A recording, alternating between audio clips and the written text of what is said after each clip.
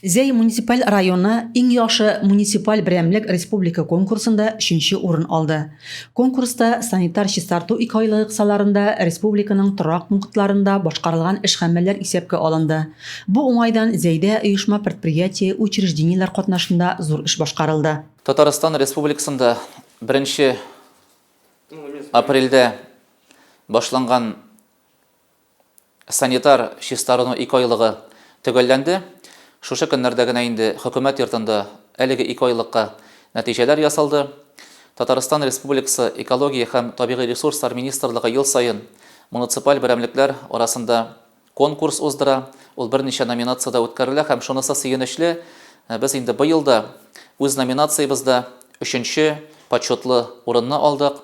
Бу әлбәттә уртак тырышлык нәтиҗәсе районыбызда эшләүче оешма предприятиеләрнең, шулай ук бюджет учреждениеләренең, авыл җирлекләрендә яшәүче кешеләрнең, безнең инде райондашларыбызның уртак тырышлык нәтиҗәсе. 2 айлык кысаларында полигонга 8000 кубометрдан артык мәйданда чүп чыгарылды, 2500 төп агач, 600 төп куак утыртылды. Зәй муниципаль район сайтында апрель һәм май айларында барлыгы 75 яңалык урнаштырылды. Бик зур рәхмәт сүзләрен әйтәсе килә. Безнең инде балалар бакчасы коллективларына, тәрбиячеләргә.